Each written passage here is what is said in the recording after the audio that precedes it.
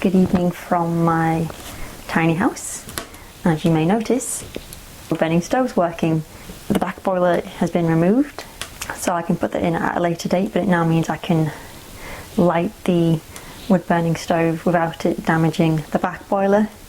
It has been secured at the rear, and it is working safely. So yeah, that's great. So for tonight's little fireside chat, I thought I would talk about a hike that I did in New Zealand. It's called the Richmond Range, and when I was hitchhiking around New Zealand I decided to hike a bit as well. So when I finally got to the South Island, I got a ferry overnight. Didn't sleep at all. It was actually the roughest seas I've ever been on. I'd never been seasick, but I came close on that journey and spent the entire night just on the deck, just watching the faint horizon, but it was very up and down. So yeah, when I finally got to the South Island, I hadn't slept at all, and I hiked to the nearest town. I also hitched a bit as well, and once I got there I started the trail, and I thought today I would read that tale. So this is my New Zealand journal, which I kept whilst I was travelling through New Zealand back in 2018. So this story begins into the afternoon of the night that I'm going to go on the ferry. I will try and speak slowly because I tend to speak rather fast. So I check in for the ferry at 2 AM. I waste time on YouTube and write. I don't feel sleepy at all yet. It's still raining. We board and I sit at a table. The ferry ride turns out to be the worst ferry journey I've ever been on. The ship lurches slowly and constantly from side to side as it ventures over the waves and sometimes ploughing directly into them. The entire ship occasionally shudders when we go headlong into a powerful wave. People wander about at first, finding it funny as they struggle to walk as if they were under the influence. Then this soon wears off and the sick bags are open, which have been dotted around everywhere. People rush off to the loo to vomit, and others wander around pale-faced and clutching paper sick bags as they go. I focus on YouTube, but after 2 hours of the constant to and froing, I have to admit that I'm starting to succumb to the motion sickness. I grab a bag and retch and then head to the loo, but go through the wrong door and end up venturing outside. It's actually the best thing for me, as it clears my head instantly. The sea and sky are a wall of darkness. White foaming waves are churning up alongside the boat and fizz away slowly. The random wall of spray sometimes flies up caught in the updraft and slams into me. I turn and smile, one side of me now soaked. The wind must be about 40 to 50 miles per hour, as when I walk to the other side of the standing area, my legs have to battle to secure each foothold as the wind threatens to root me at every opportunity. Time flies as I stand at the railings and ride the waves up and down in the continuous moment. I hold on to the white railings and feel at times like I'm turning at a 45-degree angle. Soon, thin slivers of lightened white clouds appear on the horizon, and the first signs of dawn become apparent. We turn slightly inland, and the wind and the waves lessen and soon fade to nothing, as if we'd all imagined the roughness. We speed into Marlborough Sounds. It is peaceful now, and people slowly emerge to witness the cloudy dawn. We enter through a narrow channel, and I see a valley smothered in thick pine trees. I can smell them in the salty air. We arrive in Picton. A bus drives us a few hundred metres to the bag collection point, where I sit and read and charge my phone. Despite not sleeping at all, I feel fine and wolf down 2 chocolate muffins as I read. The waiting area empties as people collect their bags and others begin embarking. I head out at 9 AM. It is amazingly beautiful though. Bold blue waters with welcoming ripples, the shallows showing the bottom. People whiz around on jet skis and get dragged behind speedboats on large inflatable donuts. I can see how stunning the Queen Charlotte Trail must be. I say hello to the hiker as I pass them. It's hot and the road gets narrower as I march along. After an hour, I decide to hitch to Havelock instead, or at least try. I have to stand on the opposite side of the road, which isn't a great help. And 20 or so minutes pass and I'm still there. A man and his dog get into one of the parked cars. They're going my way, but only about a third of the way. I'll happily take it though, and off we go. The dog is called Plato, and we mostly talk about through hiking. He says I'm travelling light and asks where the route goes from here and what I'm carrying and what I'll eat without a stove, and that I will enter Mozzie B and Sandfly hotspots soon. He drops me by the side of the road and heads off to meet his partner and the baby. The hiker I passed earlier passes me, and while I hike, and he's a Kiwi, he asks if I'm doing the TA, and I say parts of it and call myself a wanderer. He likes that you don't have to fully commit to the trail to enjoy it, and marches on. I walk into the hamlet and stop to eat. Another hiker passes by and sees me eating lunch. He asks if there's any water, and I point to a tap protruding off from the wall. He paces over with his hiker legs and slapping his hiker poles in the ground as he goes. He refills his flask and downs it gladly. I ask if he's from England, picking out a British voice. He nods and says Luton. He comes over and sports a large hiker beard, sunglasses and a bandana on his head. He asks how far I'm going today. I say I'm not sure, as far as I can, and he says there isn't much between here and Havelock. He marches on, and I follow. Since it's Saturday, the roads are rather busy. A car passes an average of every 1 minute and speeds by. I can't wait to head deeper into the hills. I eat a tortilla wrapped with cheese and ham, dried cranberries and cashews. I load my pockets with them and eat them as I go. He is a faster hiker than I. His hiker stamina is strong. Leaving the hamlet, the hills on either side are yellow with dead grass. Pine trees envelop them, and fields of cows fill the other. I see Chris from Luton with his large blue bag on a bent up ahead, and I can see him munching chocolate. He offers me a piece. It's rum and raisin. In the distance I can see storm clouds gathering. The sun had been slowly smothered by the normal clouds and forewarned us to expect rain. It starts, but it's not bad. We enter up into the hills and leave the road behind. Chris goes on ahead, and I go at my own pace and take photos. The clouds come and go as they cluster around the surrounding dark green hills and valleys. Havelock slowly comes into view. It has a large marina which leads out into the Sounds. Lots of houses line the main road, which goes up and left with smaller roads emerging from them. I head to the supermarket and buy an apple, Pepsi, a fancy passion fruit drink, and one of the white chocolate and raspberry ice creams I've become fond of. The town reminds me of America, with its one main street, a pub, cafe, many local museums, supermarket, token shops, toilet, memorial, campsite, motel, and that's pretty much all there is to it. I hike on and out as the rain falls randomly, its pace varying. The cars are a little too close for my liking, even when they have full use of the road. I turn down a gravel road and the rain gets worse. I see a bridge and debate sleeping beneath it. I have to hang back and walk slow as the car approaches. By this point, the rain is torrential. The car then stops and asks if I want a lift. I sheepishly mutter that I'm only going on a little further. The guy looks shocked and continues on. I dindle on till he's gone, and then I bail out of sight under the bridge. It's dry and large. Slim concrete slabs sit beneath it, but thankfully these are dry and good for me. It rains for a good few hours and white wispy clouds obscure the nearby hills, making it incredibly bleak. I eat, do my evening chores, wash my socks, write in my journal, eat, brush my teeth, dry things. Now I feel my 40-hour day coming to an end. It gets dark at 9 p.m. and I finally fall asleep. Once I get used to the evening sounds, drops of water in the river, the sound of the leaves, the rain on the river, and then I eventually fall asleep. I hibernate in my sleeping bag due to the mozzies and the sandflies lurking around. I wake bleary-eyed at 5 a.m. and peer out. It's still raining. It slowly gets light and I'm slow to pack up.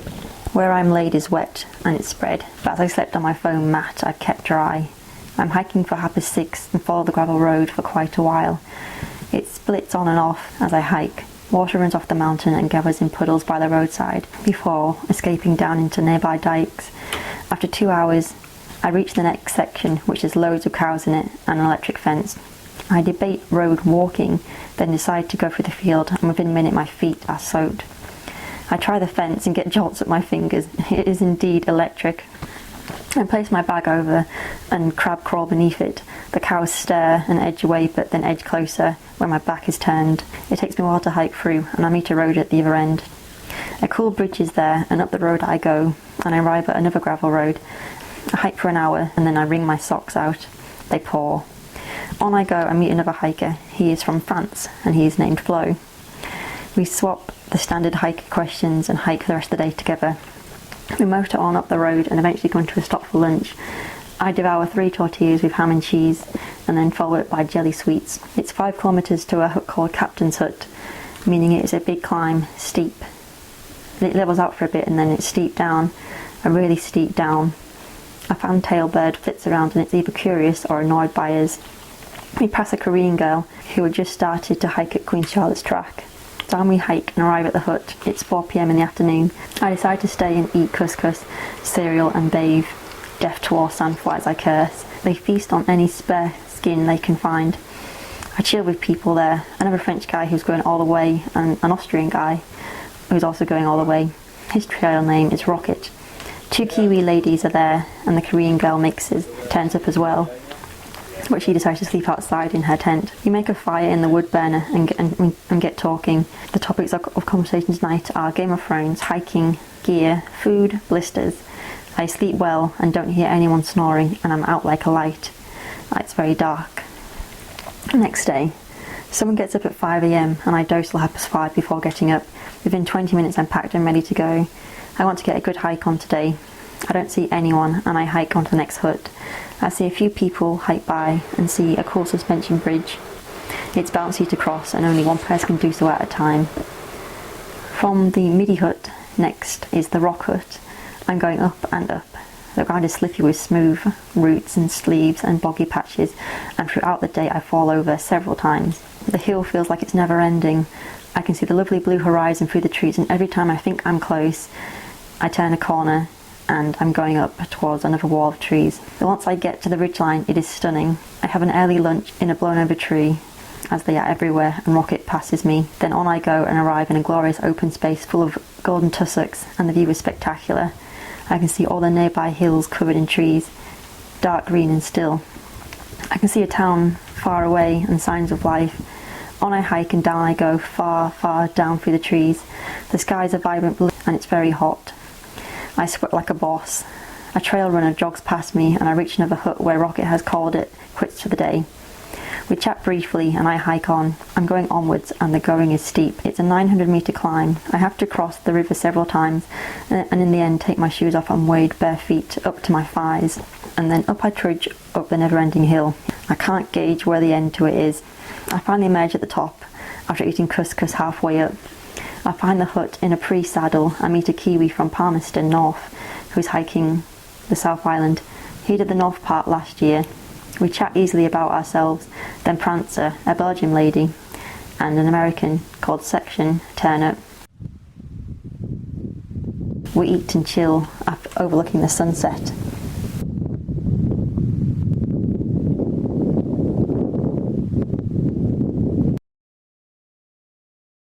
Next day.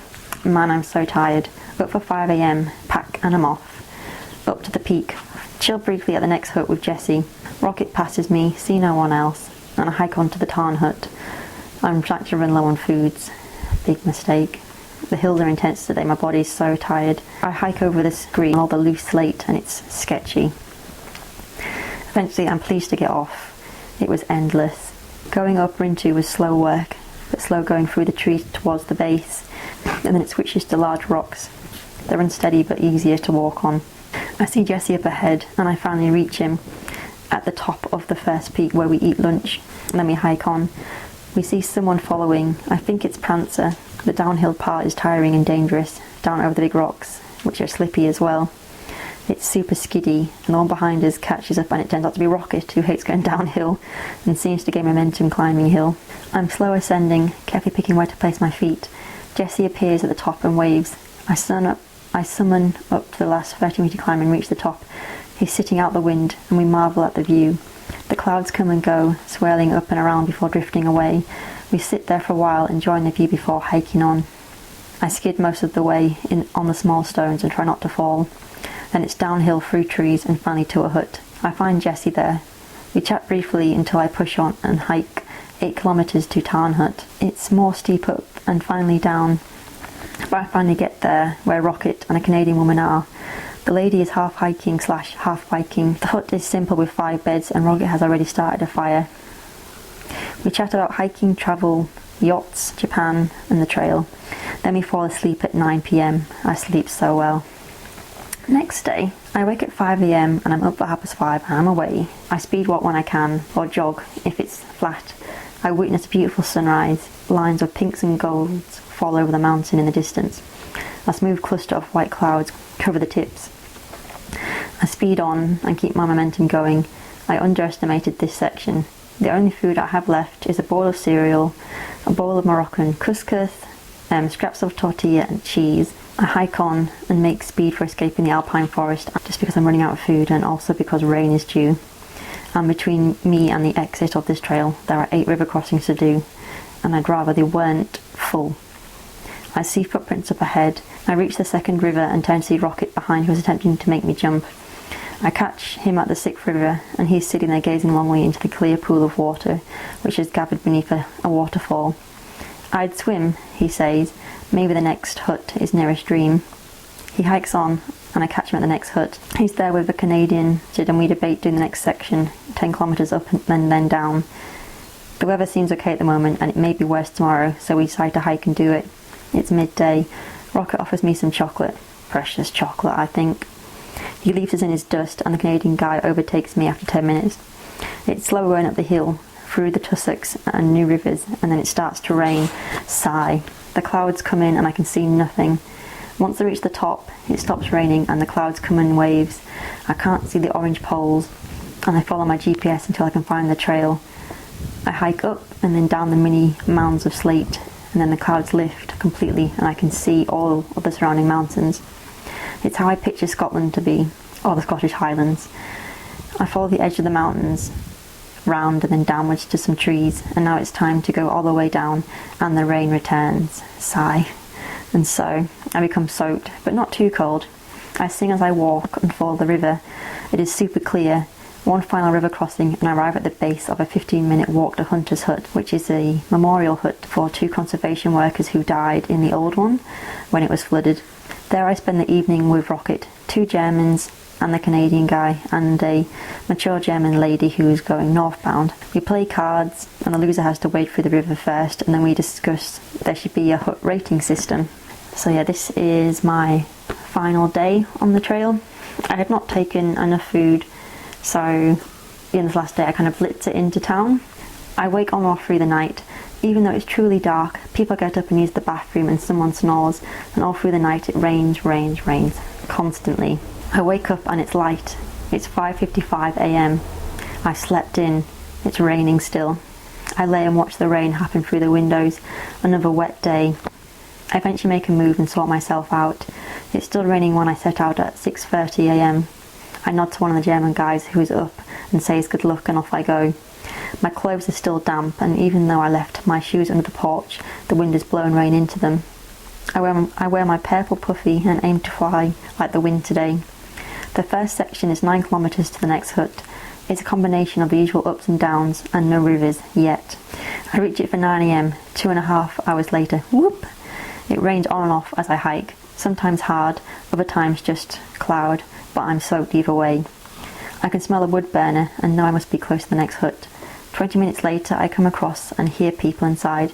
I don't want to stop, so I keep moving. 10 kilometres to the next hut and down a steep, muddy slope. I arrive at the first of many river crossings. This part is an open valley of rocks, all varying in colours and sizes. I can't see a way around this first one. The water is furiously fast. I look further downstream and I don't actually need to cross. I can just walk to the end where it meets another river and scarper over the rocks. I cross the rocks in the middle of a valley gorge and ford 2 rivers there. They reach my knees but are doable. I then come across a 4th river, which is also dangerously fast. I think I hear someone call out and look around in every direction, but I see no one. I wander up and down the river's edge and see no line of borders to hop across, no slower flow, nowhere to cross. The hiking notes did say to wait for the levels to drop, but I really don't want to wait.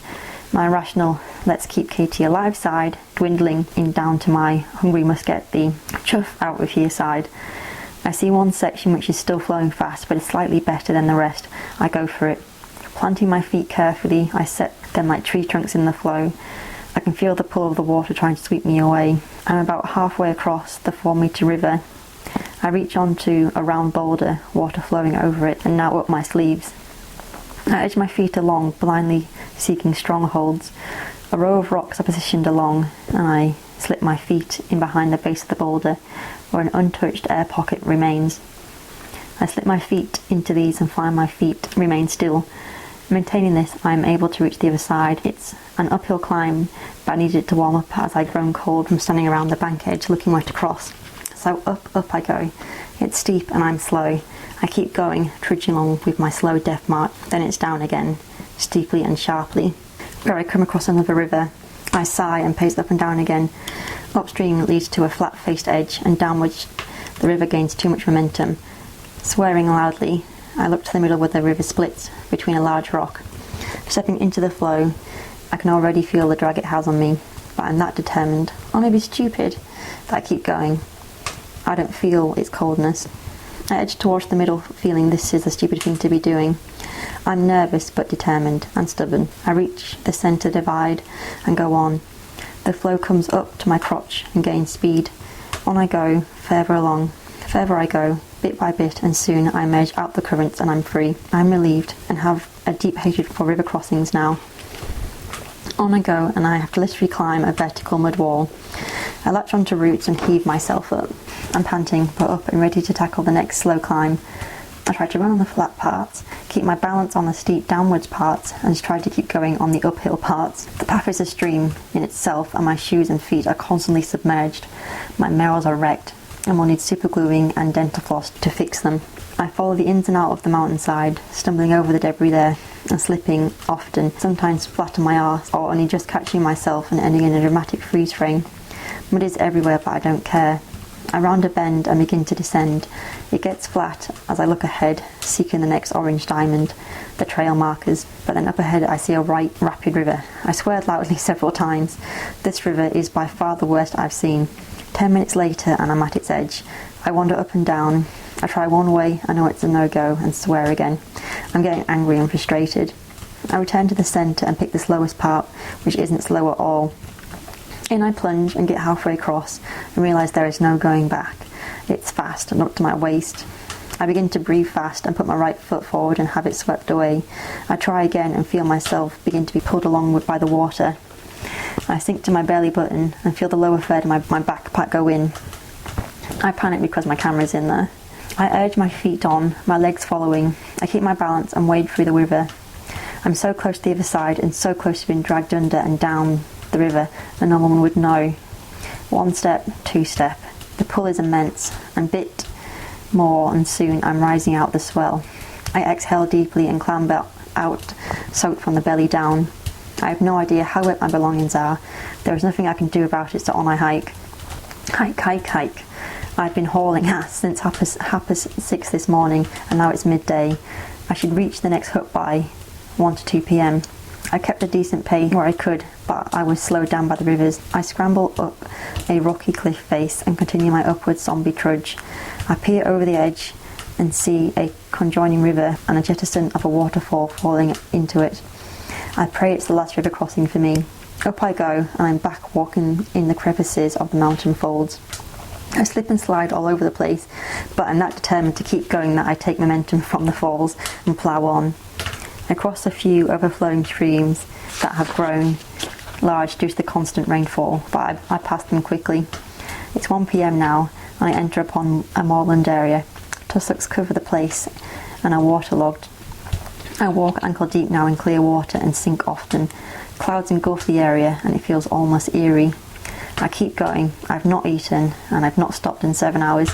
Then I see the outline of a hut. I march on and reach solid ground. I then hike on and speed down the dirt road. An hour later I pass by fields and see cows and sheep. Then I enter a forest with orange diamonds leading the way. I ford a small river to arrive at the car park. It's 8 kilometres / 5 miles to St Arnaud. I try to hitchhike, but give up quickly as I'm soaked through and the rain is not going to stop. My inner thighs begin to chafe. Lorries and cars speed by whipping water over me. Then I see a folded chunk of Cadbury's chocolate on the side of the road. Is there chocolate inside, I wonder? I pick it up and see there is.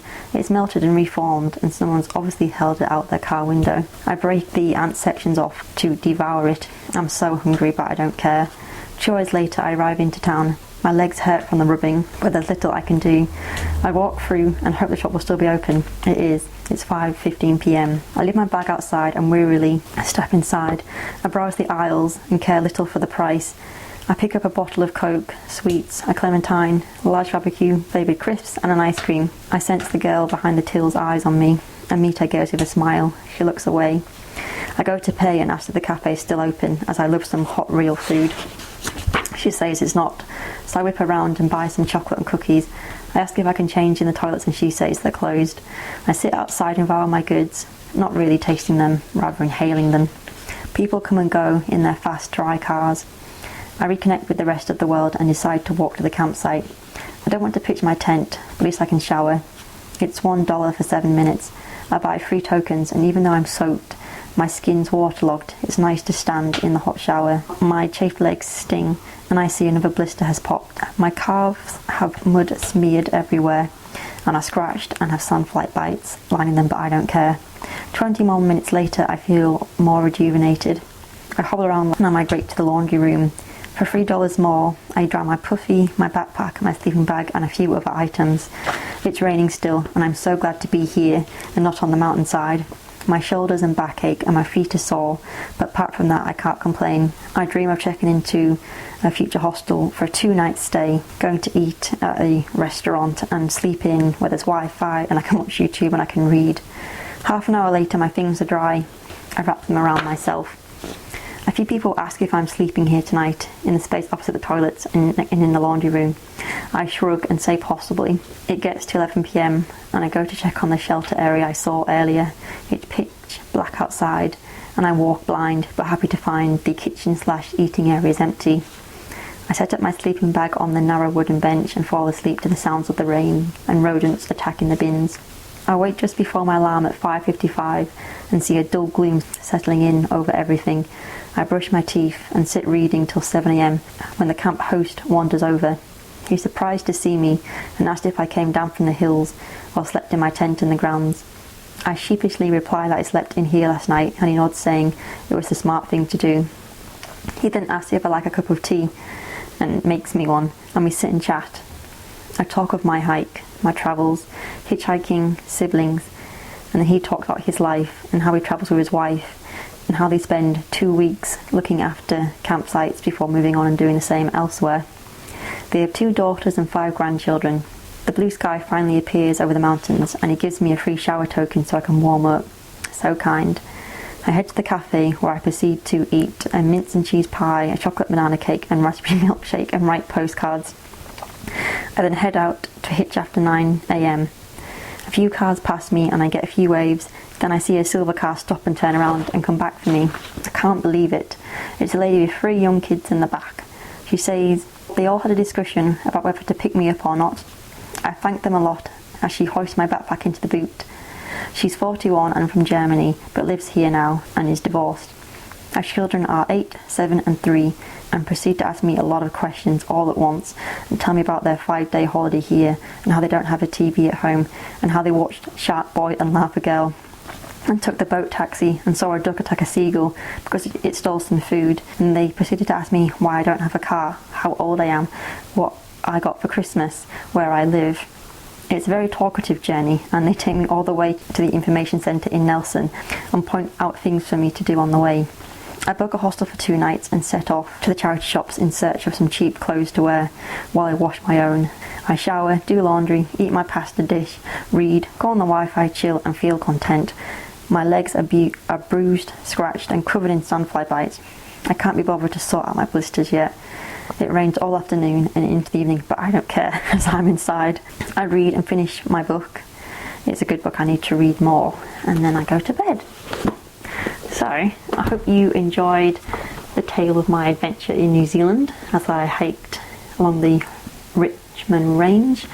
I'll put a link to up there, but to the kind of montage video where it puts all my kind of clips together. That probably wasn't my brightest hiking moment, considering I did not anticipate the impact my hiker hunger would have, because hiker hunger is when you go on like a through hike or a hike for several days and you underestimate how much food your body needs and how much your hiker hunger is going to kick in and how much you want to devour food.